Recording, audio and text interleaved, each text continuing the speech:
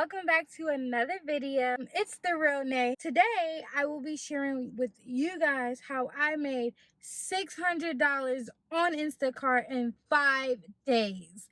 No cap. And I'll be sharing with you guys tips on how you could possibly make the same. So let's get into it. So just a little bit of background. I found out about Instacart last year around August. In the city that I was living in at the time, I had signed up for Instacart there. I guess they weren't like hiring or accepting applications. I got put on a wait list. I was like, a wait list? Bye. Because at that time I was already doing DoorDash, Uber, and Uber Eats. And I was like, I don't need to be waiting on nobody's list. If I can't get accepted right away, then I don't need to, worry about it. 8 months later, I'll put the screenshot here where Instacart emailed me and they say, hey, congratulations, you've been accepted. And pretty much they just said, okay, you can join now. It was an 8-month waiting of being on the wait list. Even though I wasn't waiting, I just really forgot about it. But then when I checked my email, I was like, oh, sweat.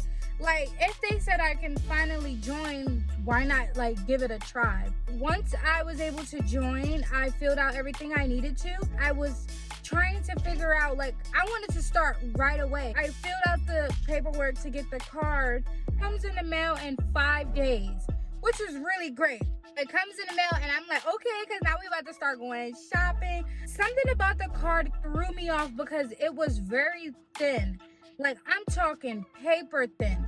So I'm like, this is crazy. That same day I got it, I decided to do a batch. I went to my first store. I do everything I'm supposed to do. And of course it was chaotic because, it's your first shift. So I finally found everything. And it took me a long time because, first shift. And I get to checking out. And I did self-checkout because at that time they would allow it. I scan everything. I go to swipe the card to pay for the items. I swiped the card and it didn't work. I was so mad because I was like, I did all that work just for this card not to work. So I reached out to whoever and they text me back and they say, okay, one, we'll pay for this batch. I'm sorry for the inconvenience, And then secondly, you need to request for a new card. And I'm like, okay, great. That was my first batch and it was just horrible. But they did end up paying me and they paid me what, 19 bucks? I thought that was pretty cool because I'm like, at least I got something. Because the store is right next to my house, so it's like I could have walked it. After that, I said I am not dealing with Instacart no more. Recently, I had quit my 9 to 5. I decided to give Instacart another try. In June, I had quit my 9 to 5, and then in July, I was like, okay, this is the month where I'll give Instacart another try, and I'll see how it goes. I finally did my first Instacart shift. The card actually worked. Once I was able to do a full shift on Instacart, I think I put in maybe 5 hours, if anything. And I was able to get a good amount. I was like, okay, so maybe this is a thing that I could really do.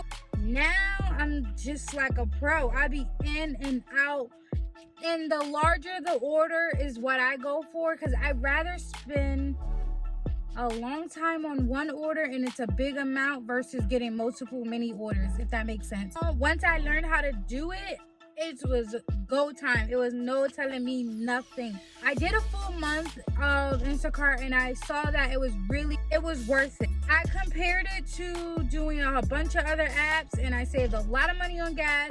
I saved a lot of extra miles on miles or whatever, but it's just a better deal for me because I'm not losing out on anything and I know what I'm doing and I know where I'm going. I'll insert in showing you guys that I made $600 in 5 days. During this week of me making $600 in 5 days, I did purchase a insulated Instacart bag, so they did take that amount, which was $26, out of the $600. It will show that I made $580 something, but if you was to add the 26, it was over 600 actually. Okay guys, so here I am going to give you 5 tips that'll help you either improve your shopping experience or just help you in general. Okay, so tip number 1, shop early. You know the saying, early birds gets more worms. That's not the saying, but that's my saying. So typically, grocery stores are open starting at 6 a.m. With the pandemic, everything has changed. I noticed that a lot of grocery stores are doing 7 to 8 early shopping for elderlies. Usually these days, no one does that. Some stores, they just let you come in, regardless if you're elderly or not, because most elderlies are not coming out. The earlier you can get to a store and accept batches, the more batches you'll have. Not a lot of people are trying to wake up super early, but if you can get up as early as 7 o'clock, then you are more likely to get a few more batches than someone who's getting up and starting at 9 or 10 o'clock. Tip number 2, shop at stores that you know already. I only accept batches if I've been to that store before. For me, Rouse, Stater Brothers, Albertsons, Smart and Final, Walmart, and Target. Sorry, no Walmart. Target. Those are my stores, and I know those stores, so I can go in and out. The well acquainted you are with the store that you're shopping at, the faster you can get the food in your cart, scan, check out, and drop the food off. Tip number 3, you really need to be patient. Being patient will help a lot because no, you're not going to get good batches all the time. And secondly, people are fast. They are swiping really fast. But most of the times when you swipe so fast without really looking at the batch, you end up getting in a position that you wish you would have never swiped it. Because that used to be me. I used to be trying to swipe so fast, not reading the details, not being patient, and I would get batches that were like far away. There's times when I do get notifications when a new batch arrives. I just waited and I just got a good batch. Tip number 4. This one might sound crazy, but there is logic to it. Do not accept all batches. I know some of you people might say, okay, well, we barely get any, so why would I not accept? There is a kind of algorithm to Instacart in a sense that when you accept batches, like for instance, you accept a batch further away, they're going to request more of those to you versus if you accept a batch that is more local to you. One time when I was rushing and not being patient, I just accepted the batch and it was like 20-30 minutes away from me, and they started giving me a lot more of those. And I'm like, what is going on? I'm not going back over there. But then I realized that they were doing that. So I stopped accepting every batch that they notify me about.